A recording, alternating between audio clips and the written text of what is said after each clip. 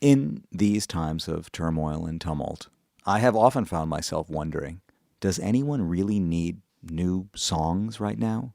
Like, in the face of so much uncertainty and chaos, for those of us who are dedicated to writing and playing music, it can feel frivolous or tone deaf, even when it's in tune. What we need is leadership, resources, a real commitment to peace, stability, and strategy.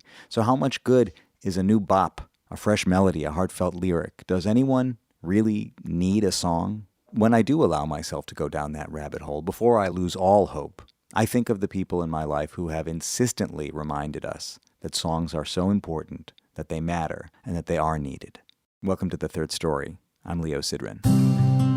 In the early days of the pandemic, when the world had gone quiet and hospital rooms were closing to visitors, Emily Cavanagh started asking a simple question. Is there any chance anyone needs a song? At the time, Emily was, like a lot of musicians in New York, suddenly without work, without venues, without a clear sense of what came next. But unlike for so many people, her instinct wasn't to look inward, it was to look outward. She started calling hospitals and hospices and offering to send a song. At first, they didn't know what to do with her. They needed doctors, they needed masks, they didn't need a song. But after a few months, the calls started coming back. A patient in isolation, a family that couldn't be there, a nurse who had seen too much. Could you send a song, they asked. What started as a handful of recordings that Emily made turned into something much bigger. She began writing songs based on the stories of patients. Over the next year and a half, she and a growing community of musicians sent close to 175 songs, many of them written from scratch. It became an organization called Song for You, a nonprofit, a network of artists, a way of preserving memory. Emily and I became friends when I produced her first record called Keep It With Mine. And we've stayed close ever since. It wasn't so long ago, but then again, we are young. We were young. Roll us away again, as far as the eye can see. Wild our hearts have been, and so they're gonna be. Eventually, we made a second project together too, but even when we started working together, I'm not sure she fully believed that those songs belonged to her. And then slowly, something shifted. There was a moment, she describes it as a kind of realization, that if she was going to stay in New York, really stay, then music couldn't be the thing she did on the side. It had to be the center of her life. What's striking to me about Emily is that she doesn't fit the mold of the kind of person you'd expect to be building a nonprofit organization. She's disarming, a little chaotic, self-effacing. And yet she's the one who managed to organize dozens of musicians, partner with hospitals across the country, and create a system that delivers deeply personal songs to people at the most vulnerable moments of their lives. There's a tension in that. And I think that's really what this conversation is about, because at a certain point, the question isn't just, can music help people? It's what happens when you realize that you are meant to do something. We talked not long ago. It was the day after her annual Song for You fundraiser, which was held at the bitter end in New York. And she told me the story of how she accidentally became famous in Ireland, how she started a nonprofit, lost the use of her legs and had to relearn how to walk, ran away from the altar and towards her own destiny, why she's never felt lonely or lost, and what it means to spend a career at the intersection of songs and service. Visit emilycavanaghmusic.com to check out all of her various projects. Third-story.com is the place to visit this project's archive. It's hundreds of deep dives like this one, including past episodes with mutual friends of ours like Jesse Harris and Richard Julian, both of whom have contributed to Song for You, and a remembrance of our friend, the late bass player Tim Lunsell. Visit my Substack, leosidran.substack.com, for the latest writings, musings, and newsings. And remember that we are made in partnership with WBGO. Visit wbgo.org/studios for more of their award-winning content. Just a quick note, got some upcoming shows in New York. I'll be at Barbès in Brooklyn on April 30th. I'll be joining the Slim Kings at City Winery on May 17th. I'll be joining my friend Michael Hurst at Joe's Pub on May 28th, and I'll be playing with my dad, Ben Sidran, at Mesro on June 5th and 6th. Come hang and say hello. Here's me and Emily Cavanagh talking it down. Okay, 2 questions for you before Tell me. we start. Okay. What's off limits? I mean, I love that I'm supposed to be interviewing you and you're starting by asking what's off limits. Yeah. Which says a lot about who you are. It does. Emily it does. Cavanagh. And I'll tell you, nothing's off limits for me other than my age. Is that true? Mm-hmm. We can't say your age. No. In anything that I've been interviewed for in the last 6 years, I've never said my age. Why won't you say your age? Is there a part of you that feels like you... Well, wait, are we rolling? We're always rolling. Leo, I just like to feel like, I'm a bit of an old soul. So I like it to kind of be a little bit of a mystery. You're an old soul, but have a kind of a childish whimsy about you also. That's fair. It's interesting that you don't want to say how old you are because you say you have an old soul, when I think there is something about you that is, and I don't mean this disparagingly at all, questionably adulting. Are you kind of referring to the fact that I still can't really boil a hard-boiled egg? Yeah, I'm not that kind of vibe, exactly. I think if we were to dig deep into just like your basic living situations and way of being in the world. Yeah, but let's get there because you're also extraordinary and impressive and amazing, and that's why I think you are an enigma. So let's talk about it. First of all, this is one of those interviews that I have to acknowledge at the beginning comes with its own challenges because we know each other.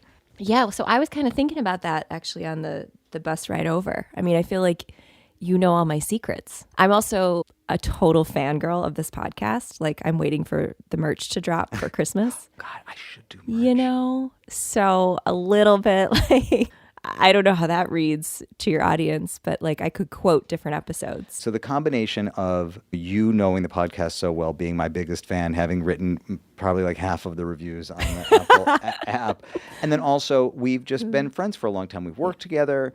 It's dangerous to interview somebody when you know all the answers to the questions. But the good news is I actually don't know all the answers to the questions because you kind of get to a place with people where you are so comfortable with them that you don't feel like you can just ask the most basic questions. Yeah, there's almost like a shorthand and you feel like, well, going back would suggest otherwise or something. Suggest that we don't really know each other or we're not really friends. So I will just briefly acknowledge, and maybe we'll get back to it, that we met through our mutual friend Jeremy Zamuda many years ago. Yeah.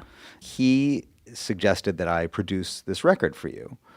And so we really got to be friends making is that your first full length record? Well, that's my first full record. And I'm so thankful to Jeremy. I mean, because first of all, he's the kindest person I know, but also because he brought you into my life and he brought joy into my life and so many amazing people as a result of him. Making a record, it doesn't always work this way, but especially in the way we made it, you end up becoming friends. Yeah. And so we made this lovely record. And at the time, I have to say, I wasn't sure who you were entirely. You sort of downplayed your songwriting in a way. Like, these were just some songs that you had been playing in your bedroom. I'd seen some videos of you playing piano and this very direct, pure approach to singing and a very also direct and honest way of writing songs, I think. Evocative. When I go back and listen to that record now, I think I told you last year I listened to it and I was surprised by how moved I was by those songs. Yeah. That they are actually very heartfelt, soulful songs, more than I think I even understood at the time. Well, you brought them to life. Those songs opened a lot of doors. I started touring in Ireland as a result of that record. We had a song on a Woody Harrelson trailer as a result of that record. To this day, my mom tells the story that we had a song in a Woody Allen movie. She likes to make my life even more glam than it actually is. So. Okay, so let's go all the way back, though. Okay. Raised in a big Irish Catholic family in Chicago. 57 first cousins. Everybody piles into a pizza parlor at Christmas because there's not a house big enough. Yeah. Your parents? Mom is one of 7. My dad is one of 8. My mom is a special ed teacher. So she worked on the South Side with severe and profound, kiddos that were born addicted to things, all sorts of disabilities. My sister's gone on to do that work. My dad is in healthcare, sells insurance. I think like a very typical Southside Irish family in Chicago, everybody's a fireman or a nurse or a teacher and live very close to each other. Let's say of 57, probably 47 are still there. We're still all great friends. Like we were almost raised more like brothers and sisters than we were like cousins. Is it the kind of thing where when you're in high school and starting to like date, you have to make sure that you're not possibly related to a person? Yeah. Yeah. Well, and on the South Side, it's such a common story. So as I get older and I meet more people out here, when I say 57, they're like, that's unheard of. But back home, we were actually a smaller family. There'd be like families with 75, 100. And I think music was such a big part of that from an early age, like not from any kind of formal way, but from my grandma was a great singer. So I remember like being really young and hearing early recordings of her sing. And to this day, I swear that I thought she was Judy Garland. Like she literally had such that quality to her voice that I was almost surprised when I watched Wizard of Oz and she wasn't in it. She just sort of had that quality. And American Songbook songs? A lot of that. So while I don't really have a show tunes background, and that would never be something that I think I would be talented enough to be a part of, that influence was definitely there early on, because that's a lot of what I heard her sing, you know. And you sang with her. And I sang with her, yeah. Did you perform? Did you have a performing life? I mean, I was itty bitty, but I sang in church. Yeah. You know, I was 7, I was 8, I was 9.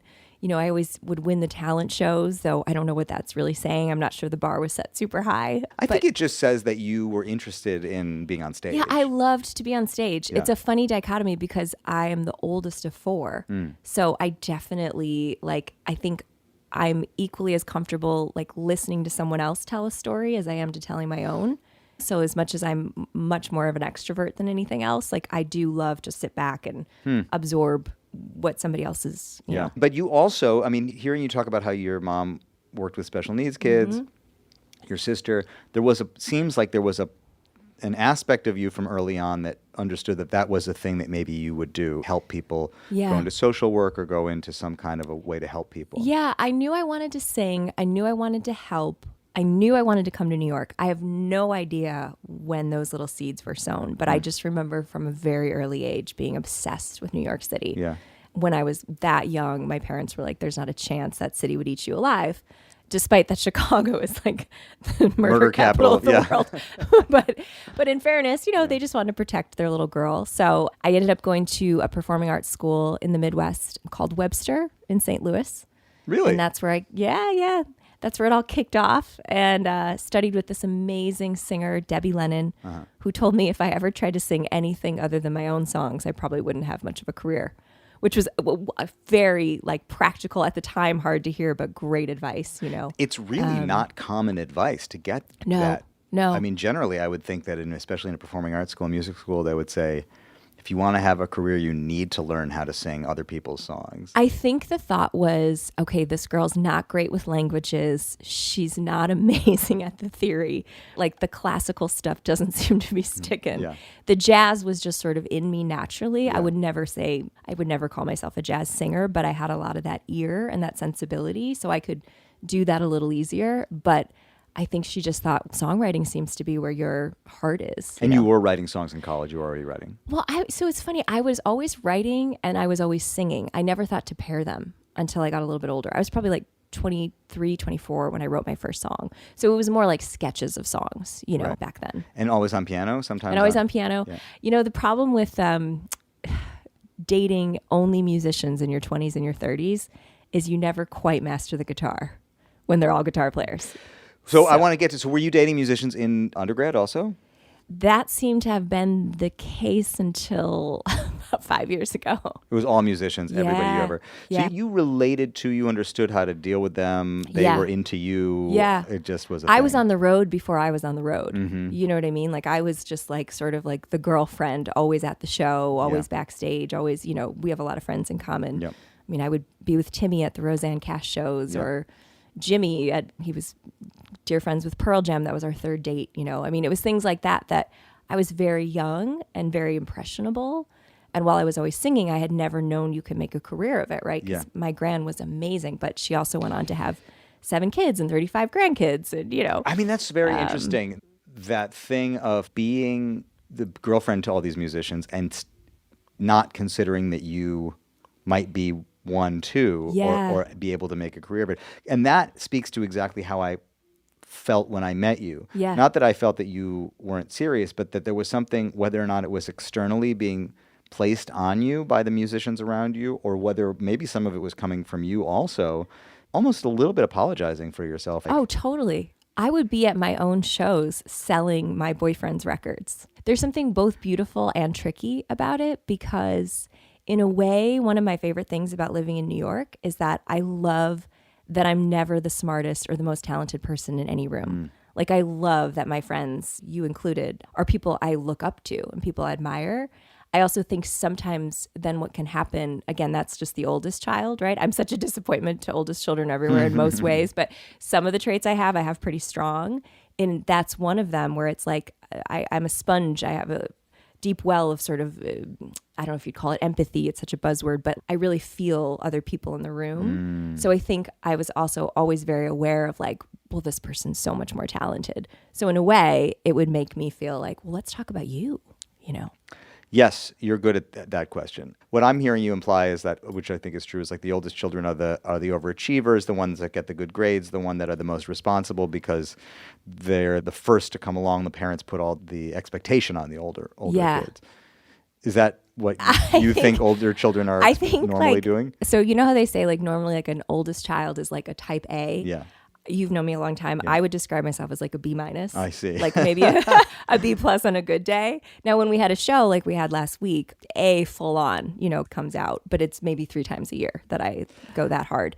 So I would say more so like the best way I can describe it is I was home this summer with my family and I'm talking to my brothers and sisters and I said, you know, like when you're younger and, you know, you want to like stay at that party, like you're out with all your friends and my friends were always like a lot older than me and a lot cooler than me and whatever. And I'm like, you know, like you just want to kind of like stay, but you're like, oh, well, you know, mom's had like a hard day. Like I should really get home because I know she's stressed. And I'm looking at my sister and she's like, I have no idea what you're talking about. I do not know that. And then I said to my brother, I was like, well, you know, like when you're kind of like, you like know what you want to do. Like I wanted to go to New York so young, but you're like, well, you know what? I know dad really wants me closer to home, you know? So like that would be a lot to like, and he just looks at me and he's like, yeah, man, I got nothing. I've never factored our dad into my choices. Right. And so I think in some ways it's almost like when you're the oldest, at least when you're the oldest of a big family, it's almost like your parents in a way are like my mom would hate if I said my friend, you know, because obviously she was a very clear example of, you know, a grown up, but they were almost sort of my siblings too. Sure. You know, how old were they when you were born? So my mom and I are almost 30 years apart. So at that time, that wasn't super young for that generation, you know, but I think we just sort of, we have been pals since like out the gate. When you're the oldest, the thing that you have in common, oldest of a big family, that you have in common with your parents is that you saw the birth of every other child after you, same as them. The only one that you didn't see is your own. 100%. Yeah. So you have that in common. Yeah. Unlike any of your siblings, none of them share that with you. Yeah, no, well said. And that's actually partly why when people are like, oh, it's, you know, got to be crazy. Like you come from this 800 people, you don't have any kids of your own. And it's like, I feel like I've mothered so many things and so many people. And so, I mean, that would be great if that's in the cards someday. But I was definitely kind of like the second mom. But to be fair, I don't want to paint myself to be like too virtuous here. I was also pretty wild, you know, and always have been a total free spirit and kind of marched to my own drummer, did what I wanted to do, have lived in New York City for 20 years. I'm still so close to my family. Like my siblings are my best buds. I relate to that in you that you have lived in New York the same amount of time as I have. Yeah. Would you move in 2005? Yeah, we're both on 2 decades. Yeah.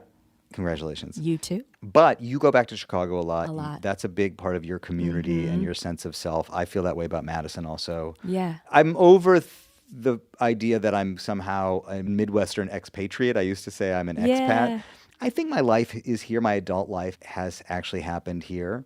Do you ever have like fantasies of going back? Of course. All the time. Yeah. Of course I do.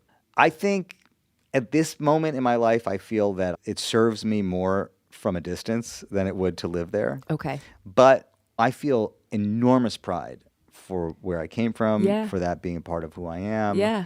I also think even in New York, so much of my network, my access, my point of view, I could easily draw a line from this conversation to Madison. Totally. You know? Yeah. And I think that's a lot of things in my life. If you look at the root of them, they still are born in Madison. Do you ever feel like it's almost like you grew up once there and then you grew up again in New York? Like I sometimes feel like I had like 2 growing ups. So you finished undergrad and then you came here for grad school? So I finished undergrad and then I I went back to Chicago for a year to play in a piano bar called Fly Me to the Moon. Okay. Which is now known as Wrigleyville Wieners. Oh, wow. And my job was just to sing and to entertain. Did you play piano? Well, badly, but yeah. Was there an accompanist? Or No, was it just you? we couldn't afford the It was accompanist. just It was you. just me. So just imagine Just a lot sustain of pedal. all for a year. A lot of pedal, and an owner named Gregory, who, if Gregory's listening, is such a gem, but also I think took my tips many a time, but would give me, whiskeys and sodas. And I will tell you one funny story. My grandma, who What was again, her name? Jenny, Virginia Lawler. She just had the most beautiful, she really, I swear, she was one of the best voices I've ever heard. But she came in one night to see me sing, and Gregory had been hearing about her for years, right? And he's got this big, thick Greek accent, and, oh, grandma, come sit. And he sits her down at this table. And at some point, my grandma had been pretty overserved, but we invite her up to sing with me. So she sits down next to me. She calls out a song. I don't know it. Neither does she, clearly. She starts to sing it. It's awful. Thankfully, there's only one table there, and they were really generous, very kind, and applauded.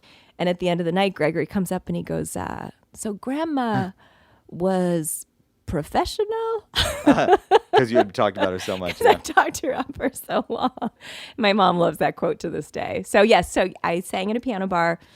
I waited tables. I saved enough money to come to New York. I mean, what's ever enough money for New York? Yeah. But I live in a cupboard for $900. So it was. I know, it's a total mystery. And this is like the 13th apartment in 20 years or something. Do you know all my apartments? Do we want to get into that? Is that too far? I do want to get into some of that. So you're like, just not now. we're going to get there right now. Okay. So you piano bar, you save enough money, Saved you enough moved to money, New York. came to New York, got into NYU, started in the music therapy program. Yes. Amazing department. That's how I know Near. So now to this day, my music director and very dear friend and co-writer in a lot of songs Near was Sadovnik. actually my professor at NYU. So this is this turning point where you also say, I love music and I'm also going to do it as a form of service. Yes, true. Although I realized shortly into the program that might not be the route for me. Yeah. I just sort of felt like maybe it was just the internship I had, or it was the way in which I was set up with it. But I basically was sent around a lot with like the face painters and the clowns, like singing Kumbaya in the corner, and it didn't really gel. Music therapy is a very mysterious thing. Oh, I have total respect for it. I do too. Yeah. I did an episode years ago called What is Music Therapy? I feel like I remember that one. Where Yeah. I interviewed 3 music therapists. Anyway, you realized that maybe music therapy wasn't the right fit. But I loved the program. Yeah. And so because I knew I was going to make so much money, obviously, in what I've pursued with my life, I figured let's just get a couple more college credits. So I ended up getting my master's in social work at NYU. I see. With an emphasis in music therapy. So because I have a lot of respect for that field, I'm always careful to say I do a lot of therapy in the music that I do, but I'm not a music therapist. In the end, ultimately, though, you ended up using music as a tool of healing and support. Yeah, ironically, that is kind of what I became. That is what you became in your own way. Yeah. Kind of independent of the conventions of music therapy, you found a way to use music therapeutically. So now you're here. But like Near's a proper music therapist. I always want to give like deference. You know what I mean? Totally. Frank is a proper music therapist. I'm just sort of a girl that hangs with them who uses music as a way to hopefully bring a little bit of healing. One of my limits with music therapy is because I have a handful of music therapist friends also, and I recognize that when we make music, it is our job to remove judgment from the process and just allow for self-expression. But I also have like a very specific criteria and agenda when I make music. Yeah. So it's hard for me to just make music as a pure form of expression with no structure. Well, I can tell you I relate in that regard in terms of like, that's probably why I was never going to be able to be a teacher. Yeah. Just because, well, one, no one's going to trust me with a room full of children. I just, I'm a little not so structured and organized, etc. But also like, I think a little bit of that earnestness that you need to be able to, it's like nails on a chalkboard if someone's singing off key, you know, like, I do have a little bit of that. So when you finished grad school, the idea was you're going to be a social worker. You're going to be a social worker. I mean, pretty much, yeah. The idea was I was going to be a social worker and I would always gig and sing on the side, which is essentially what I did for about 5 years. Yeah. And then you and I made that record. Yeah. Baby, let's just stay a while the night is young and we got nowhere else to be. And maybe in a little while the world is fast asleep,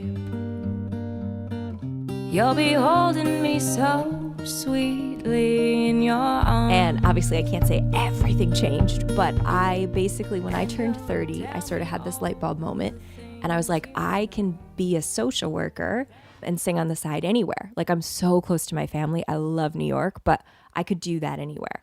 If I'm really going to stay here and kind of put roots down, music has to be at the forefront. And pretty much ever since I said that, it's been the case. New York on its own is just like my greatest love affair. But to justify being here, I knew that music had to be at the forefront. And pretty much since I made that choice, it always has been.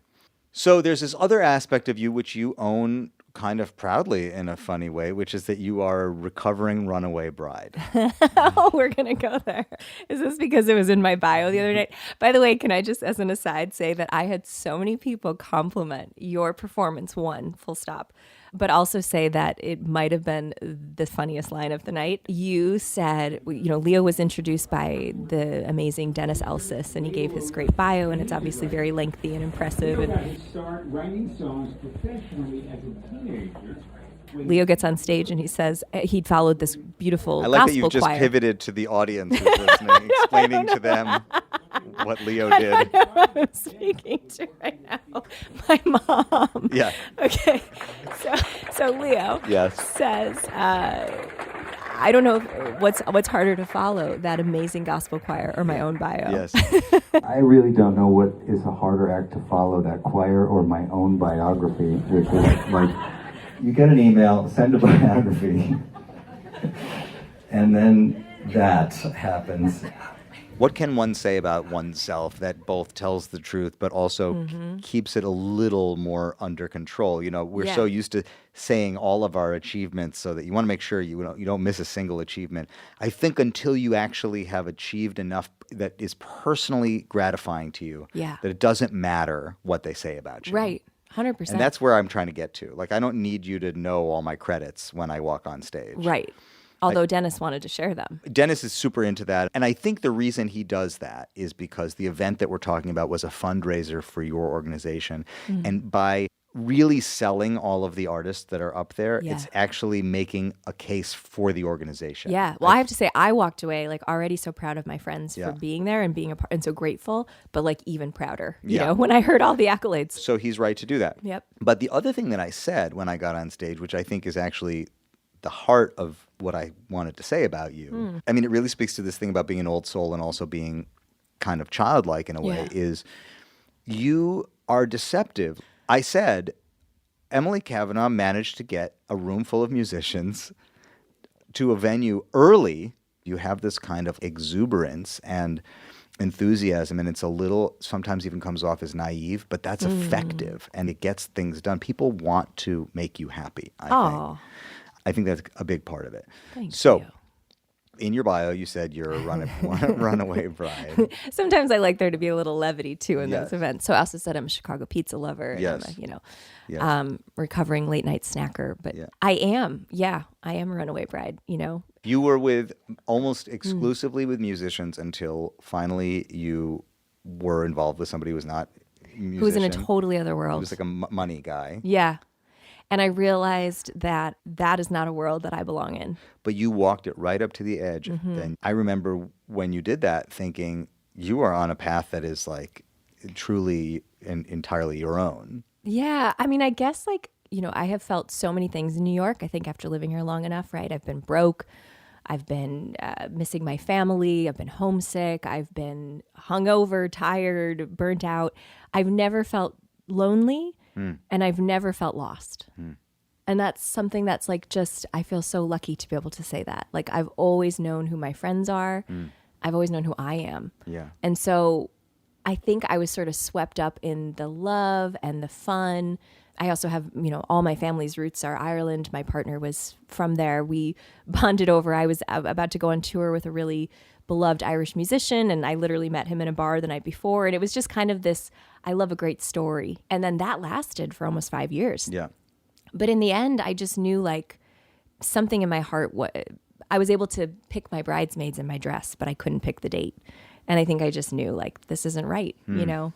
And here we are, 13 boyfriends, 9 mother-in-laws later for a girl who's never been married. And I actually feel so lucky for all the love that I've had in my life. Like, I think a lot of people look at me and they're like, are you okay? Like, you get some cats and settle down in that cupboard of yours. But I'd rather be on my own than alone in something that was never meant for me. Something that happened to you after that experience, though, is that I was single for the first time ever. So I went 20 years not on my own, which Wow. probably speaks a lot to some like codependency stuff there. But, I was always lucky. I always had amazing boyfriends, partners, people, and New York is great for that. You're constantly, especially if you're out in that scene and everybody's so interesting and we're young. And in this period when you are single and living, I don't know how you lived. I remember you told me before, you had told me that you, at one point, you like lived under a table or something, like under stairs or something. Okay, I didn't live under the table, but I did have to sleep under it a few times. So I basically lived. When is this that you lived under the table? So I lived under a table after I lived in a hallway. Yeah. Okay. So things were moving up. But yeah, I've kind of lived the gamut. Yeah. So when I moved to New York, I lived with a girl that NYU partnered me with, who ended up being like a sister to me, Gracie. And we're still like the best of friends to this day. It's been a lot of crazy. I've lived with my girlfriends. I've lived with my boyfriends. I've lived with random people. I lived with my boyfriend, Jimmy, when we were real young with his bandmates. Yeah. And so there were 4 of us to bunk beds and people would queue up. This is in Williamsburg. I know, I can just see it on your face, to shower every morning. I lived with a woman named Rena who thought my name was Julie. She was in her 80s. And I'd come home late at night and she'd be like, Julie, is that you? And I was like, yeah, Rena, it's me. It's Julie. Because I just didn't have the heart to tell her. How'd you pay her? Well, I didn't have to because I basically slept in a Murphy bed that pulled out from her wall in exchange for taking her to doctor's appointments and hearing her stories and things.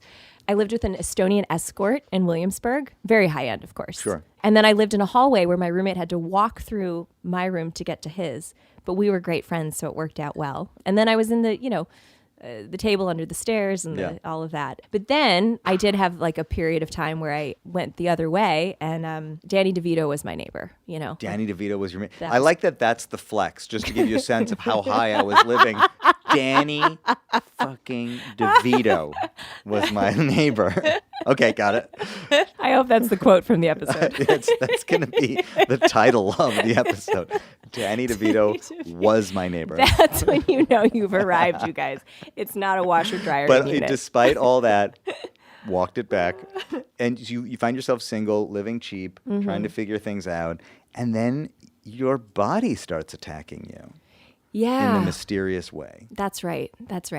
What's wild is that all happened in the heart of the pandemic, So I think given the fact that the world had gone dark and everything was kind of crazy, it was the one thing that kept me from maybe getting really scared was like we were all in it together. I went out for a run, and I was never much of a runner. I'm not all that naturally athletic, but I have a lot of energy, and I would run every morning, like snow, rain, hail, hungover, I would run.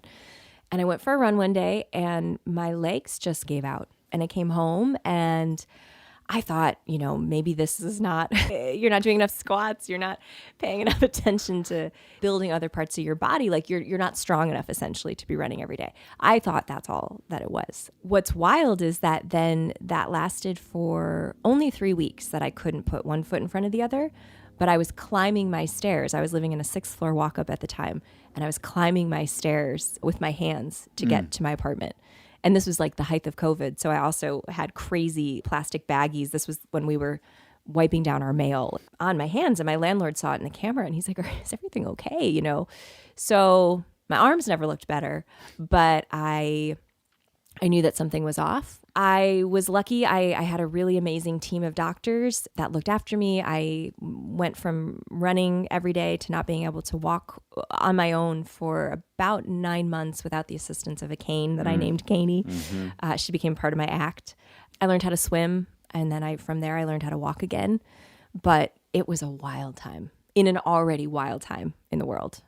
Yeah. I mean, my memory was that there was a sense that you might not walk again. Yeah, there was. There was. And I never went there, like that's maybe where sometimes my naivete or even sometimes my willful oblivion Yes. to like certain things actually works in my favor because I never lost my optimism. No, and also you dated. You told me that you went on I went on 100 dates or something. I went on like 50 first dates, okay, with a cane. And I would rock up to these dates. And I remember one time I made this guy, he was so red by the end of it. I said something like, "Hi, I'm going to have to put my legs in between yours for the duration of the meal. I know we've just met." And he was so lovely. Like people were so lovely. Yeah, that's my memory of it. It's like everybody was amazing. Yeah. But yeah, it was New York really- delivered for you. New York definitely delivered. Yeah. That was maybe one of the most impressive things I've ever seen is the way you handled it and the resilience and the positivity in the face of it. Our mutual friend, the late Tim Lunsell, who did ultimately die, the first thing when he was just starting to get sick in a weird way that he said to me was, "I hurt my leg. I can't walk." Yeah. And then it devolved, and your journey kind of paralleled that. Yeah, I'm still close to some of his friends, Yeah. and I had a few of them without coming right out and saying, "Is it ALS?" Yeah. Sort of asking a Yeah. little bit roundabout. Timmy was so amazing. I think you remember he put that group together, like 100 people he would invite to a barbecue. Yeah. And we all sort of stayed pals and we would send recipes and, Knicks games and photos. And so there's just been such a great community as a result of him. But yeah, he was always in my mind around that time because to be honest, to this day, I know now what's going on, but they never did. Like as in the doctors basically wrote in my chart, potential long COVID because Yeah. they threw COVID on everything they didn't know. And or Guillain-Barré, which is what Sufjan Stevens actually ended up having. Oh. Although his case is so much worse. Mine was, if at all, it was just something that mimicked it almost. I see. It's like a neurologic condition where the brain just doesn't fire to the legs. Really? So what is the diagnosis? So And if you don't want to... no, it's okay. It's just so what's crazy is like, maybe this is the oldest child in me where like I sometimes feel like I got through that with like laughter and kind of great friends. And I had a partner at the time who would carry me up my stairs when I couldn't walk up them. But I think I felt like that was all behind me once I learned how to walk again and Caney was put away and, take her out for special occasions. And then it was about 2 years ago, my mom actually wasn't feeling good. She had her 70th birthday or 69th birthday and we were out and just having a great time celebrating her.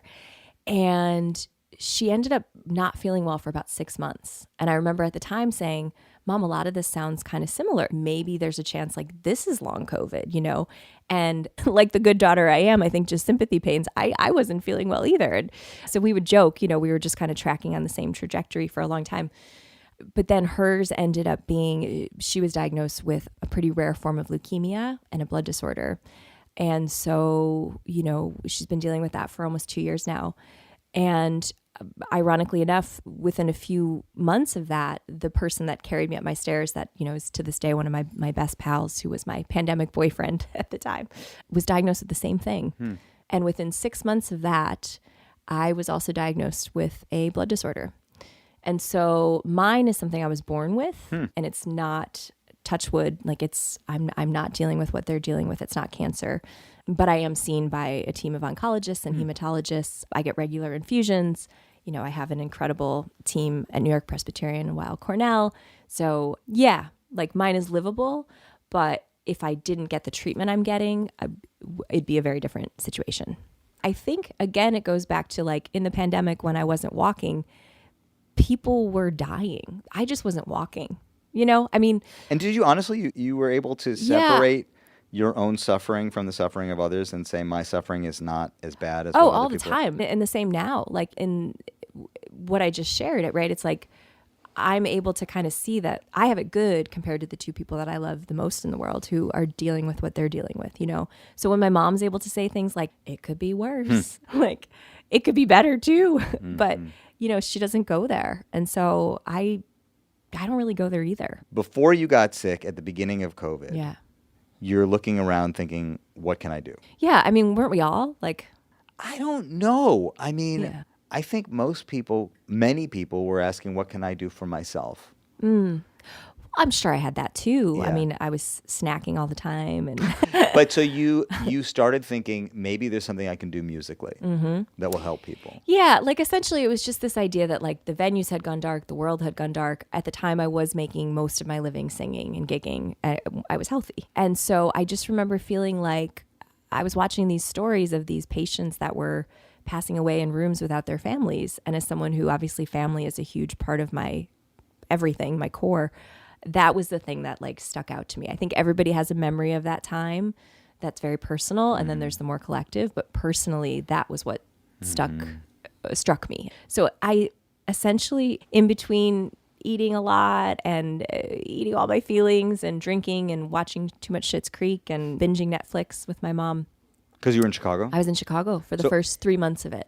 Yeah. So March 2020. Yeah, I was in Chicago. You decided, I'm going to go to... Well, actually, I had an uncle and auntie who were like, this is going to be a lot worse than you think it is. And I was like, it's going to be fine. And they're like, so pack a bag and come home. And I said, So okay. you were not alone. You're not in isolation. No. You were living with your I family. said, I'll come home for 3 weeks. And 3 weeks turned to 3 months. So I was there until the very start of July. Gotcha. But it was about June when I started cold calling hospices and hospitals and just saying, is there any chance anyone needs a song?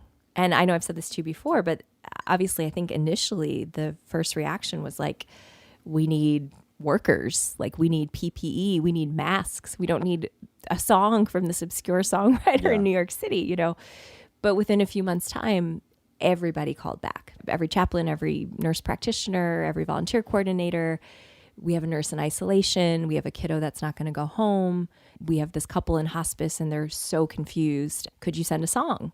What started as just sending songs, you know, comfort songs, ways to sort of help people feel a little less alone. Songs that exist, covers of songs. Yeah, I Want to Hold Your Hand. You know, I mean, like low budge, low version, low quality. But yeah, sent these covers and then eventually realized, well, maybe like there's something to this if we write these songs. Yeah.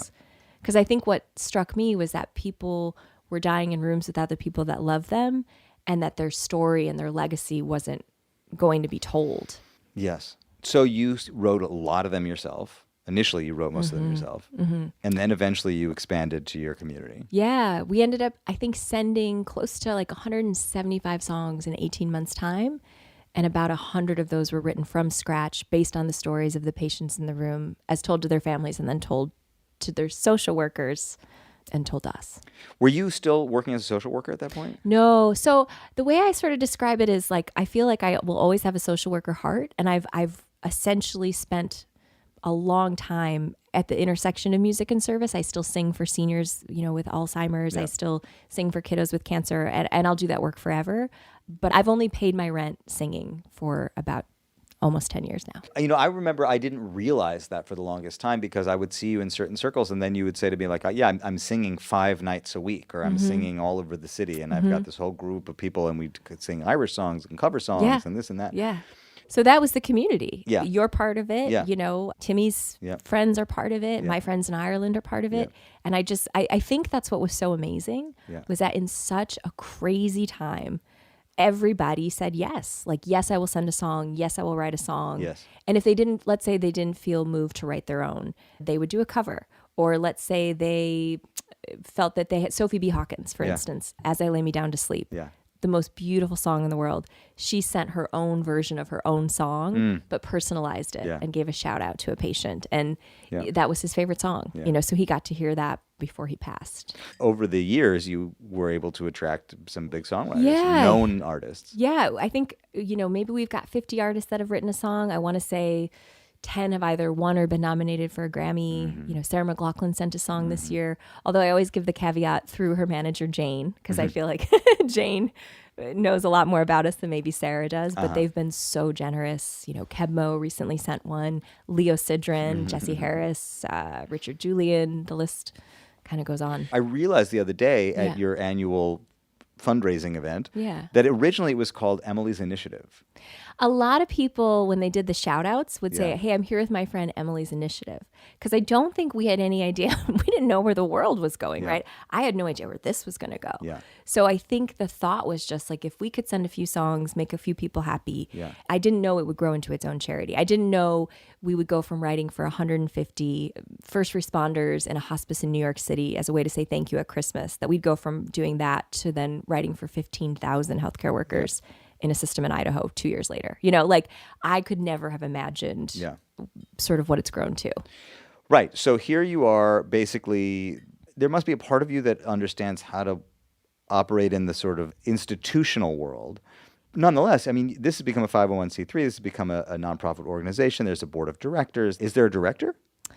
So I've kind of worn most of the hats, Yeah. but we do have wonderful volunteers. Yeah. We have the advisory board. This last year I had an amazing person helping me named Dalton DeLon. He was just a wonderful addition. It was only a 1-year contract, but he was great, you know? So so we have a lot of help, but a lot of it does fall On you. Fall on me. And how do you see it today? So now we're 5 years out. I mean, you asked me to send a song earlier this year, and some of the talking points were, now we're not in pandemic anymore. Right. So now the mission has to shift. And this is still an important and useful service to provide, even though at the moment we're not in a pandemic. We could be in another one at any moment. And if we are, Song for You Foundation is ready and willing.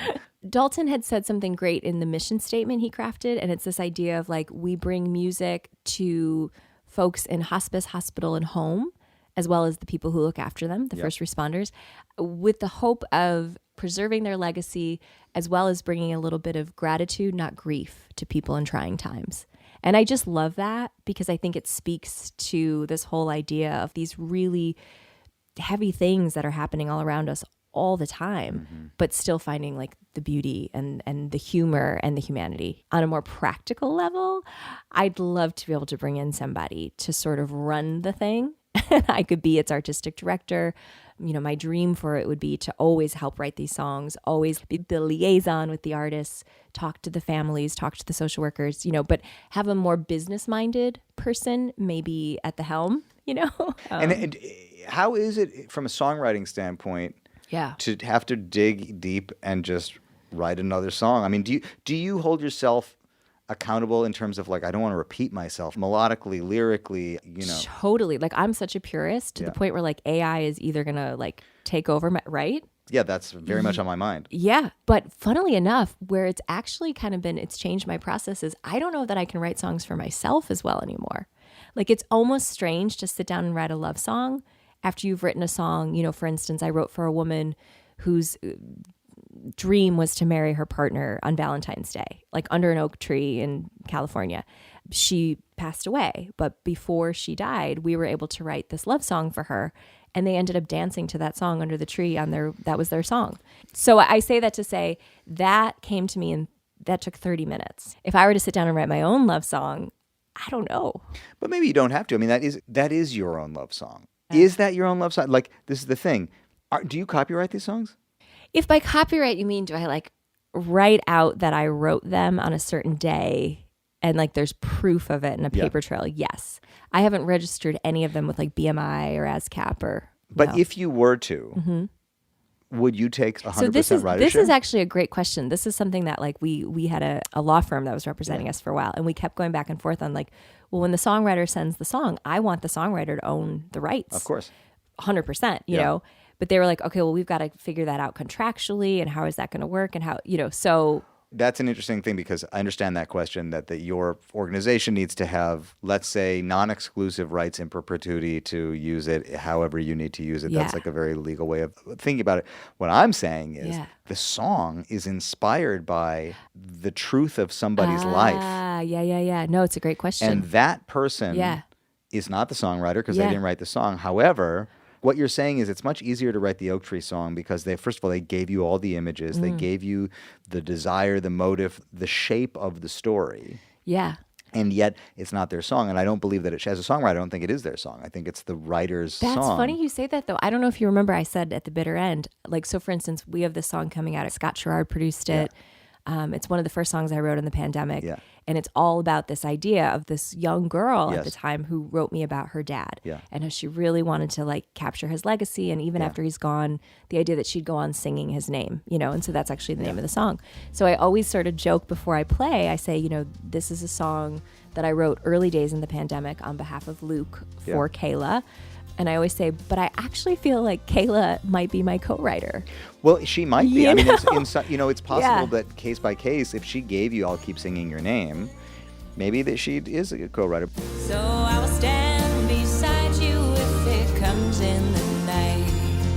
For you I'd walk forever in the rain. And when the road is dark, I will light a spark. Go on singing, always singing your name. But it's an interesting thing, and then you get into the AI of it, and it's like, you know, you talk about the humanity, which is true. Not only the AI of it, but, you know, there's another organization I get served these ads where people pay to have a song written and produced for a loved one or whatever, and it's just a service. Okay. It's like you would probably do some kind of interview or some intake thing and say, I want a song in this style. Yeah. Sung by a male singer or a female singer. Here's a bunch of songs that I like. Yeah. And here's the story of our couplehood or whatever. And then you pay to have this song and people are giving them as gifts. And I think about that organization relative to your organization. And I think even if the outcome is the same, it's actually the intent that's different. Right. And intent is a powerful thing. Totally. And it totally changes. Totally. So what's is money, going on. which we don't have any of. Well, but. that's what they have going that you don't have is they're doing it for money. But no, it's a great question. And I sort of always say to people, like, we're not all that unique in that there's so many personalized songwriting companies out there, many of which popped up, by the way, in the pandemic, right? I think sort of what separates us out is that our story.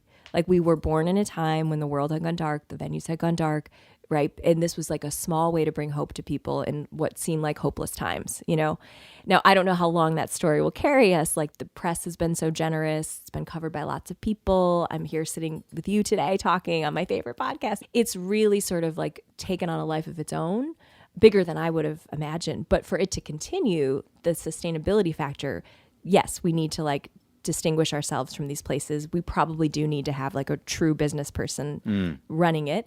And I think also like we need to find a way to carve out our niche where we can still keep our mission of keeping songs free to families, but be able to pay our artists. Because that's the one thing I don't want to get to a place where we're an arts nonprofit that doesn't pay its artists. That doesn't feel right. I mean, is there a way to make a song, assign it a monetary charitable amount, and do you say to an artist, you can claim this song as a charitable donation? Oh, Leo, maybe you should be on the board. We value a song at $5,000. Yeah. You can claim. I don't know. I don't know anything about charitable donation, but rather than paying them, maybe it becomes a charitable donation. That's great. In Well, kind. I mean, and everybody the other night too that came out to play, you know, that was such an all-star lineup, and everyone was like, I can't take money from you. You actually were like, you didn't give me money. It's like, I can't take it because you didn't give it. But everybody else. I would take it if you would give it.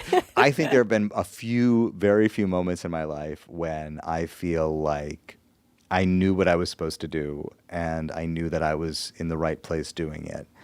And I know that you're a social person and you're outgoing and that you've never felt alone or lost. But I also see you as on such a singular and personal path that I've been very moved by and sort of astounded by seeing your board get on stage and your advisory board and all these people who are doing this because they believe in the project, yes, but in you. I mean, I think the idea is bigger than you, but it's also very tied to you. And I just wonder if there was a moment for you when you just realized, like, this is what I'm supposed to do. I think when my mom got sick, it solidified it. Yeah. I think a lot more about, you know, there's a line in the song that Kayla helped me write, where it says, it's true I've never been much good at goodbyes. don't want a party to end, would rather dance a night than wake when the light had left me feeling rested. And then it's true, I never thought so much about time, too busy to slow me down, but now it's looking all of us in the eye, never moved much faster than now. And I have to say, like, at the time when I wrote it, it just felt like it spoke to the story of the person I was writing it for. But when I played it the other night at the bitter end, it spoke a lot more to me. I think that song sounds very much like an Emily Cavanagh song. Pang. And it made me think about the songs that you had written before. Like, I mean, I referenced that song We Were Young before, which I always thought of as just kind of like a maybe coming of age song. Yeah. A lot of songs about the night. You know, in the first collection of songs, there was a lot of songs. You liked about, Dark Was the Night. That's the one we did I together. love Dark Was the Night, yeah, of course. Which was also sort of a mission-driven song initially. That was one True, of your for first, Rwanda. one of your first songs about something bigger than... Yeah. And hearing somebody else's story also, right? True. What was the story of that song? That is written on behalf of this amazing woman, Kansole Nishimwe, who's a survivor of the Rwandan genocide. And so her story was just so compelling to me. And this was actually when I was still a social worker, you know, working pretty full time. And my job was to help her write her story. And she ended up publishing a book, and I made that record with you at the same time. Yeah. And so we put that on as like the very last song on the record. Yeah. And she shared it with the consulate, and we ended up performing quite a few times at the UN with her song and me singing and then her telling her story. I wanted to fly so far from all of this pain. I wanted to run faster than wheels on trains. But dark was the night, all of the lights went out again. So dark was the night till I learned to sing. So maybe that was an early example of how telling people's stories through songs. I guess I hadn't thought of that. Could be a you thing. know? But this idea of getting to a place in your life where you feel like, I don't know, I feel like when the pandemic hit, it was sort of this feeling of like a lot of the grown-ups left the room. The change in administration, the scary person that ended up taking over. Personally, like, you know, I had a lot of amazing doctors, but they didn't know what was going on with me. You know, my own mom getting sick. Like, I think I sort of, you talk about adulting, I was forced to confront my mortality in a way that, in an interesting way, I've been doing my whole life because I've had a lot of loss from a very early age. But it hit me differently. And it hit me differently the other night at the bitter end when I played that. I mean, I do think you realize you reach a certain point. It's very hard. I feel that same way too. I'm very much defined by being the child of. We all are, obviously. Yeah. Everybody is a child of somebody, but like some people sort of confront it earlier. Yeah. I'm not afraid to say I'm 49 years old, Emily Cavanagh. I can't even imagine that. And I'm just now realizing that I'm never going to be any more prepared to be alive than I am right now. Yeah. And so, as you say, well said. As the adults left the room, you realized, wait, maybe I'm one of them now. Yeah. What do I do? Yeah. What can I do? Yeah. And the answer was not learn to cook. Yeah. So it was, well, maybe, you know, I can send a song, I can write a song, I can rally my friends to do this thing that grew a little bit bigger than me that I'd love to continue. But I probably am at a moment too where I've learned to ask for help. And so I do know that, like, for it to continue in the times that we're living with all the cuts to nonprofits, with the sustainability factor, I do have to be able to say, I'd love for people to come onto our board. I'd love for fundraisers to join us. I'd love for even, you know, bigger Ronald McDonald houses or like really established NGOs to say, like, yeah, like we could share this service, you know? Well, it's sure. I mean, and it's interesting too, because I mean, I've gone through this a little bit recently where I've been starting to look into certain kinds of sponsorship. And what you realize is that sometimes this does not apply to everybody because if somebody's listening and they want to like support you or donate, there are ways to do that. But sometimes you actually have to make sure that your ask is not too small. Right. Sometimes it's like, the problem is not that we're asking for too much, it's that we're not asking for enough. So it's funny you say that. I talked to someone the other day and they're like, I think you're thinking too small. Yeah. And I was like, really? I feel like I've been thinking kind of big. And they're like, I'm not sure you know what thinking big maybe is. I mean, I had a conversation recently with somebody also who was like, if you don't ask for enough, it doesn't look like the impact will be Yeah, large enough. that's and you right. have to believe that impact will be large enough or help somebody else see that it will be. Yeah. Because as we know, there's a lot of money out there. Right. And it gets wasted on all kinds of crazy things. And so, for you to come out here and ask for some small amount to do this good work, thinking that somehow that's the most appropriate way, you might not only be limiting what you could be getting, but you might also be like, I don't know, Doing off. a disservice. Doing a disservice to it. Totally. Well, maybe it's a little bit like the girl that sold her boyfriend's CDs at her own shows. I think there's like some element of truth that goes through So these maybe stories. you should go out and try to sell sponsorship for my program, and I'll go out and try to raise money for you. Actually, there we go. I think we've come up with a good plan. Well, okay. Well, I will start right now by saying asongforyou.org. What is it? Okay. Are you been fired? What is it? Here is a song for you.biz, Emily'sInitiative.tv. Danny DeVito. Danny DeVito's neighbor. I lived next to Danny DeVito. Well, okay. Grace is a roommate. Where am I sending people? Okay, so we were born a Song for You initiative. Yeah. After the Donny Hathaway song. Okay. We still are a Song for You, but we later realized that a Song for You exists as a corporate entity. Yeah. And so they have taken, They took it from you. they took it from us. Donny And now- Hathaway's people took it from you. So we now go by Song for You Foundation. And if you want to check us out at any of the socials, it's just songforyou.org. Wait, that I was too pretty. long? Didn't You said some version of that. I said something pretty close. I have to Here's say. a Song for You biz. Well, I got to that eventually. Okay, songforyou.org. Songforyou.org. You got it. No, here is No. no Donny Hathaway. No. Leo, are we going to make another record? I was just about to ask you about that whole aspect of your career and your life. Yeah. We made one full-length album and then we made one EP, which is now a while ago. We made the first one upstairs and then we made the second one in this room. Yep. I made those records at a time when I was producing a lot of albums for people and it was just like a thing that I was doing. And I listened back because we did a gig last year and I loved the music and I loved the second one too, the one with The Ireland one. the Ireland EP after you had made it big in Ireland and become like a celebrity singer in Ireland. There must be something about you, darling. Something I can't explain. The way a song in the night gets started. The way you walk in the rain. You're big in Spain. You get it.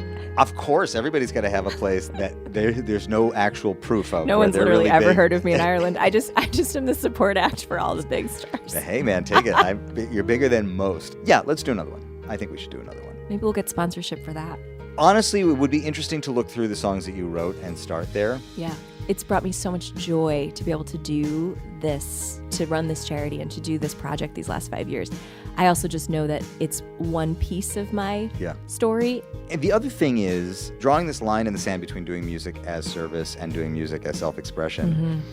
It's not always that way. Obviously, Yeah. you can write songs that are very meaningful to people for personal reasons, Yeah. not because they're sick, but just because they... It's true. I mean, I've never felt so connected in terms of the work I'm doing as I have these last 5 years, Yeah. where there is no separation anymore of like, well, I go to this job or I go to the... Do you know what I mean? Like, it's all coming from the same well. Yes. Emily Cavanagh, thank you for going to the well with me today. Leo Citron. It's been a blast. There must be something about this, darling, for you to ask me to say. There she was, my friends, Emily Cavanagh. What an infectious, marvelous person. Questionably adulting, moving forward even when her legs give out.